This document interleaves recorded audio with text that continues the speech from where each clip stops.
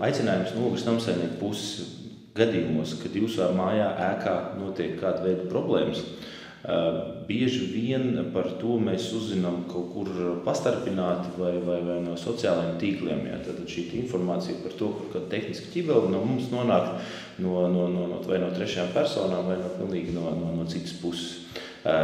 Ogres namsaimnieka aicinājums būtu sekojošs.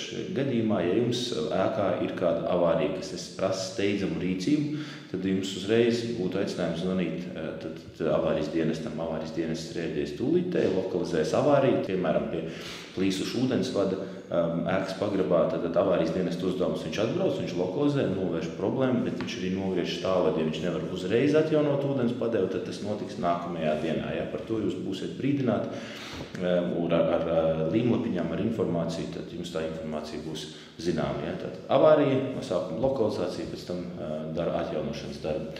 Ja jums ir kādas neskaidrības, tas var būt attiecībā uz norēķiniem, attiecībā uz pārvaldīšanu, uz ikgadējiem darba plāniem, kurus mēs jums sagatavojam līdz katra gada 15. oktobrim, tad jūs zvanat pa tiešo savam norīkotajam namu pārvaldniekam.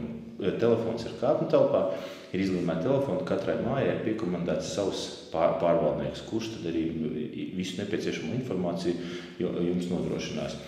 Ja jums nav steidzama problēma, kas prasa varbūt kaut ilglaicīgāk risinājumu, vai viņai nav tūlītēji, tad jūs varat vienkārši rakstīt uz info@ogres namsaimnieks, vai arī vērsties pie mums šeit ar iesniegumu vai ar jautājumu. Šeit mēs pieņemsim jūs klātienē, painformēt par savu ierašanos un ierodieties šeit, un šo te problēmu jūs varēsiet noskaidrot un iespējams ļoti vienkārši arī atrisināt.